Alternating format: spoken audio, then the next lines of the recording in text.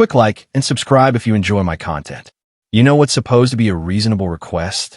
When your wife suggests getting separate bathrooms. More space, more privacy, less fighting over counter space and morning routines. It sounds practical, mature, like something couples who can afford it should consider. Unless the real reason has nothing to do with convenience. Unless she needs her own bathroom, not for privacy from you, but for privacy from your questions. Unless the medicine cabinet she wants to keep separate is full of things that would make you ask questions she doesn't want to answer. My wife suggested we renovate our house to create separate master bathrooms. Said she was tired of sharing counter space, wanted her own space for her skincare routine, thought it would reduce our morning conflicts. I said sure. We had the square footage. Made sense for a couple in their late 30s with different schedules and routines. The contractors started work. My wife moved her toiletries to the guest bathroom temporarily while construction happened. Told me not to go in there. It was her space now. She'd keep it organized her way. 3 weeks into the renovation, I ran out of ibuprofen. Checked our shared bathroom medicine cabinet. Empty. Remember, my wife kept backup supplies in the guest bathroom. Opened her medicine cabinet to find ibuprofen. Found something else instead. Birth control pills. But we've been trying to get pregnant for 8 months. She told me she stopped taking birth control a year ago. Also found prenatal vitamins in a prescription bottle with someone else's name. Men's deodorant that wasn't my brand. A second toothbrush. Contact lens solution. My wife doesn't wear contacts. The medicine cabinet she wanted to keep separate wasn't about skincare routines. It was about hiding evidence that someone else was using her bathroom. Someone who wore contacts, used different deodorant, and apparently had given her prenatal vitamins prescribed to another woman. My name is Colin. I'm 39 years old, and I work as a pharmaceutical researcher for a biotech company in San Diego, California. I spend my days analyzing drug compounds, understanding medication interactions, and reading prescription labels. I know exactly what I'm looking at when I see a pill bottle. I know what prenatal vitamins are prescribed for. I know what birth control pills look like. And I know what it means when my wife, who's supposedly trying to get pregnant with me, has both hidden in her private medicine cabinet along with evidence that a man has been using her bathroom. I met Allison 11 years ago at a friend's beach party in La Jolla. She was working as a marketing manager for a medical device company, strategic and organized in ways that complemented my research-focused mindset. I was the scientist, she was the business strategist. We understood each other's professional worlds. We got married 9 years ago, bought a house in Carmel Valley, a spacious 4-bedroom with a large master suite and guest rooms. Allison continued in medical device marketing, eventually becoming director. I advanced to senior researcher. Combined income around $265,000. We were successful, comfortable, living well in San Diego. For 8 years, everything seemed solid. We had our careers, our routines, our plans for the future. We'd always talked about having kids eventually, when work settled down, when we felt ready, when the timing was right. Last year, we decided the timing was finally right. We were both in our late 30s, financially stable, ready to start a family. Allison said she'd stop taking birth control in January. We'd start trying in February, see what happened naturally for 6 months before considering fertility help. February through September. 8 months of trying to conceive. Monthly disappointment when Allison's period arrived. Discussions about whether we should see a fertility specialist. Me wondering if there was something wrong with my sperm count or her ovulation. Let's give a few more months before we see a doctor, Allison would say. These things take time. No need to stress about it yet. I agreed. Figured she was right. Conception can take a while. No reason to panic after less than a year. But now, standing in her bathroom, looking at birth control pills hidden in her medicine cabinet, I understood why we hadn't conceived. She'd never stopped taking birth control.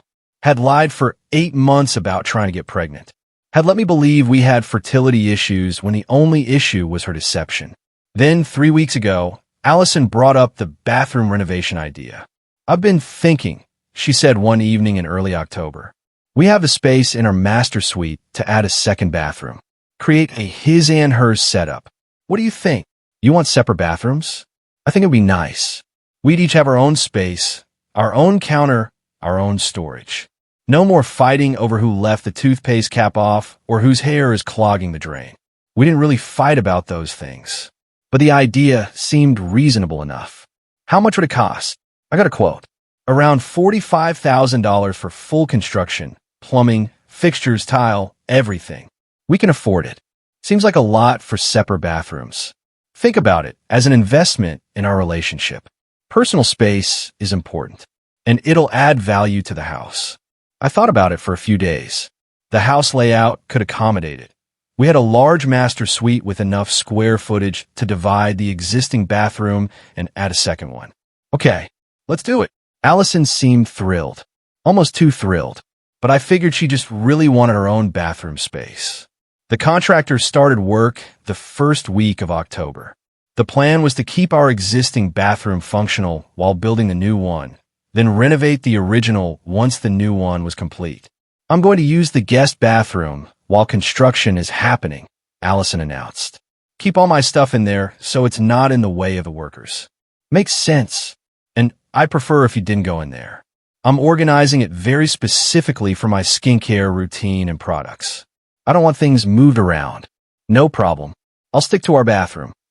She moved all her toiletries, makeup, skincare products to the guest bathroom. Set it up as her personal space. For 3 weeks, I never went in there. Respected her request for private space. Until yesterday morning. Tuesday, October 24th. I woke up with a headache. Checked our shared bathroom medicine cabinet. We'd run low on ibuprofen. Remembered Allison kept backup over-the-counter medications. She'd already left for work. Early meeting, out of the house by 6:30 a.m. I went to the guest bathroom. The door was closed, but not locked. Opened it. The bathroom was meticulously organized. Allison's skincare products lined up on the counter. Makeup arranged by type. Everything perfect and orderly. I opened the medicine cabinet to find ibuprofen and stopped. The medicine cabinet was full, but not just with Allison's expected items. Top shelf, birth control pills. The packet showing pills taken through October 23rd, yesterday. Current, active birth control. Second shelf, a prescription bottle. Prenatal vitamins. Prescribed to Amanda Morrison. Not Allison's name. Dated September 15th. Third shelf, men's deodorant. Old Spice, a brand I've never used. I used Degree. A second toothbrush in a holder. Blue, electric. Mine is green, manual. Contact, lens solution. Allison doesn't wear contacts. She has perfect vision. Men's razor. Different brand from mine. I stood there, staring into the medicine cabinet, my pharmaceutical research brain cataloging every item and its implications. Birth control pills equals Allison had never stopped taking them. 8 months of trying to get pregnant was a lie. Prenatal vitamins in someone else's name equals either Allison was taking someone else's prescription, unlikely and illegal, or someone named Amanda Morrison had been in our house and left her vitamins here. Men's deodorant, toothbrush, razor, contact solution equals a man had been using this bathroom regularly enough to keep personal care items here. The medicine cabinet Allison wanted to keep private wasn't about skincare organization. It was about hiding evidence. Evidence that she was still on birth control while claiming to want a baby. Evidence that someone else, possibly a woman named Amanda Morrison, had been in our house. Evidence that a man had been using this bathroom. I took photos of everything. Every bottle, every label, every item. Documented it all with my phone. Then I carefully closed the medicine cabinet. Left the bathroom exactly as I'd found it. Went to my office. Called in sick to work. Spent the day researching. First, I looked up Amanda Morrison. Searched online, social media, professional networks. Found her on LinkedIn. Amanda Morrison, pharmaceutical sales representative for Mercer Medical Devices. The same company where Allison worked. A colleague. Someone Allison would know professionally. I checked Amanda's Facebook, partially public profile. Saw photos from August and September. Amanda was clearly pregnant. Very pregnant. 3rd trimester. The prenatal vitamins made sense now. Amanda had been at our house while pregnant. Had left her vitamins in Allison's bathroom. But why would a pregnant coworker be at our house? And why would she leave her prenatal vitamins in Allison's private bathroom? Then I started thinking about the men's items. Deodorant, razor, toothbrush, contacts. A man using Allison's bathroom regularly. Someone who needed contacts, used Old Spice, had his own toothbrush. Someone who was comfortable enough in our house to keep personal items in the guest bathroom. I checked our home security system. We have cameras on the front door and garage, recording motion trigger events. Went back through footage from the past month. Fast-forwarding through days when I was at work. Found what I was looking for. September 14th, 2:47 p.m. Allison's car pulls into our garage. A man gets out of the passenger seat. Tall, dark hair, business casual clothes. They walk into the house together. September 18th, 1:32 p.m. Same man arrives in his own car. Allison is already home. They go inside together. September 21st, 3:15 p.m.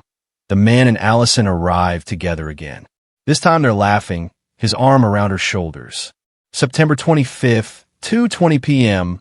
A woman, heavily pregnant, arrives with Allison. They go inside together. I zoomed in on the pregnant woman. Amanda Morrison. I recognized her from the Facebook photos.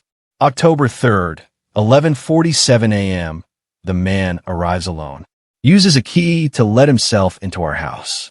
Allison isn't home. Her car isn't in the garage. He has a key to our house. Comes and goes when she's not even here. I kept scrolling through footage. Found dozens of instances over the past 6 weeks. The man coming to our house. Sometimes with Allison, sometimes alone. Staying for hours. I had footage of September 28th, a Saturday when I'd been at a work conference in San Francisco. The timestamp showed the man arriving at 10:23 a.m. His car not leaving until 8:47 p.m. He'd spent 10 hours in our house while Allison told me she was having a girls' day and getting errands done. I took screenshots of everything. Every timestamp, every arrival, every departure. Then I did something I'm not proud of. I set up a hidden camera in the guest bathroom. Tiny wireless camera, positioned to see the medicine cabinet and mirror. Recording to a cloud storage I created just for this. I needed to see what was happening. Needed to understand the full scope. That evening, Allison came home from work around 6:30 p.m. "Hey, how was your day?" she asked cheerfully. "Good. Productive.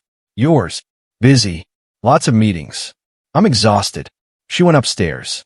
I heard her go into the guest bathroom. Heard the door close. I opened the hidden camera app on my phone. Watched the live feed. Allison opened the medicine cabinet. Took out her birth control pills. Took one with water from a sink. Stood there for a moment, looking at herself in the mirror. Then she pulled out her phone. Texted someone. My phone buzzed. Text from Allison. "Making dinner. You hungry?" But on the hidden camera, I watched her type a different message first. To someone else. I couldn't see the full text, but I saw her smile as she sent it. She was texting someone else before texting me. The next morning, Wednesday, I left for work at my normal time. But I parked 3 blocks away and walked back, letting myself in through the back door.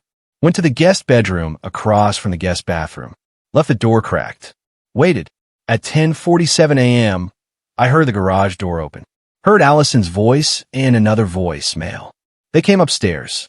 I heard them go into the guest bathroom together. Pulled up the hidden camera on my phone. Watched as Allison and a man, the same man from the security footage, stood at the sink together.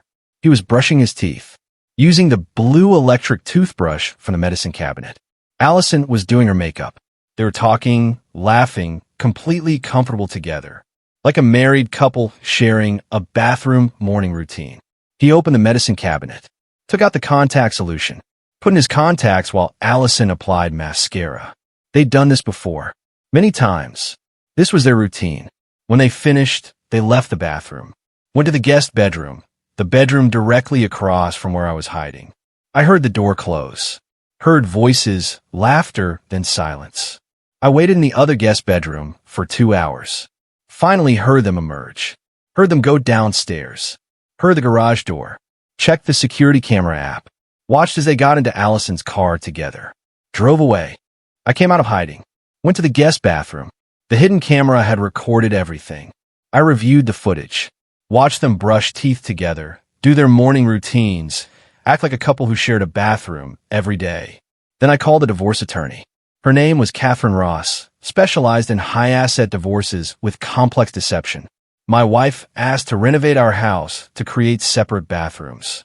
Said she wanted her own space. I found birth control pills in her medicine cabinet. We've supposedly been trying to get pregnant for 8 months. Also found evidence that a man has been using her bathroom regularly. And I have security footage showing this man coming to our house dozens of times over the past 6 weeks. Catherine listened to everything, reviewed the photos and videos I sent. This is extensive evidence. Hidden birth control while claiming to try for pregnancy is reproductive coercion, lying about contraception. The security footage and bathroom evidence show systematic deception. The separate bathroom request was clearly to create a private space for the affair. I want to file immediately. We can file today. Do you want to confront her first? Yes, but strategically. I want her to understand exactly what I know and how I know it. That evening, Thursday, Allison came home at her normal time. Hey, contractor says your new bathroom should be done next week. Excited? Actually, we need to talk about the bathroom. What about it? I ran out of ibuprofen yesterday. Went to the guest bathroom to find some. Opened your medicine cabinet. Her face changed. Went pale. You went in my bathroom? I asked you not to. I needed ibuprofen. And I found some interesting things. I pulled out my phone. Showed her the photos. Birth control pills. Current pack. Pills taken through yesterday. We've supposedly been trying to get pregnant for 8 months, but you never stopped taking birth control. I can explain. Also found prenatal vitamins prescribed to Amanda Morrison, your co-worker, the pregnant one. Why does she have vitamins in your medicine cabinet? She left them here by accident. Also found men's deodorant, a toothbrush, a razor, contact lens solution. A man has been using your bathroom. Someone who wears contacts and uses Old Spice. Allison sat down, crying. Who is he? His name is Ryan. Ryan Foster. He's Amanda's husband. My brain struggled to process that. Amanda Morrison's husband? Your pregnant co-worker. Yes. You're having an affair with a married man whose wife is pregnant? It's complicated. And the prenatal vitamins? Why are Amanda's vitamins in your bathroom? She knows about us. She and Ryan have an arrangement. They're in an open marriage. An open marriage. So Amanda knows her husband is sleeping with you. Yes, she's fine with it. She comes here sometimes too. I saw her on the security footage. September 25th. She came to our house while pregnant. We're all friends. It's not what you think. What I think is that you've been having an affair for months, lying about trying to get pregnant with me while still on birth control, and using the bathroom renovation as an excuse to create private space for your affair partner to use our house. I showed her the security footage. Here's Ryan arriving on September 14th, September 18th, September 21st, October 3rd. This one's interesting. He arrived when you weren't home. Used a key. Let himself into our house. You've been spying on me. I've been reviewing security footage from cameras you knew were installed. Cameras that showed your boyfriend has a key to our house and comes here even when you're not home. I pulled up the hidden camera footage from that morning. This is from today. You and Ryan in the guest bathroom, brushing teeth together, doing your morning routine, like a married couple. Allison stared at the video. You put a camera in my bathroom? I put a camera in our guest bathroom after finding evidence of an affair, and it confirmed everything. I handed her divorce papers Catherine had prepared. I'm filing for divorce. Grounds include reproductive coercion, lying about birth control while claiming to try for pregnancy, adultery, and fraud, using marital funds for a bathroom renovation designed to facilitate your affair. The bathroom was for us. The bathroom was for Ryan, so he could keep his toiletries here, use our house freely, have his own space while sleeping with you in our home. The separate bathroom wasn't about skincare routines. It was about hiding evidence. Where am I supposed to go? Go to Ryan, or Amanda, or whoever is available in your open marriage arrangement. But you're not staying in this house. This is my house too. This is the house where you lied about wanting a baby with me while staying on birth control. Where you brought your married boyfriend to use our guest bathroom. Where you gave him a key so he could come and go freely. You don't get to call it your home. She packed a bag, left that evening. I sat in our house, my house now, looking at the half-finished bathroom renovation. the separate bathroom she'd wanted, the private space she'd planned to use with Ryan, the renovation that had actually been about creating hiding places. The divorce moved quickly. Allison tried to argue I'd violated her privacy with a hidden camera. Catherine shut that down. The camera was installed in a shared guest bathroom in Mr. Chin's own home after he discovered evidence of adultery. It recorded ongoing deception and confirmed his wife was using marital property to facilitate an affair. The invasion of privacy argument doesn't hold when the privacy being protected is criminal activity.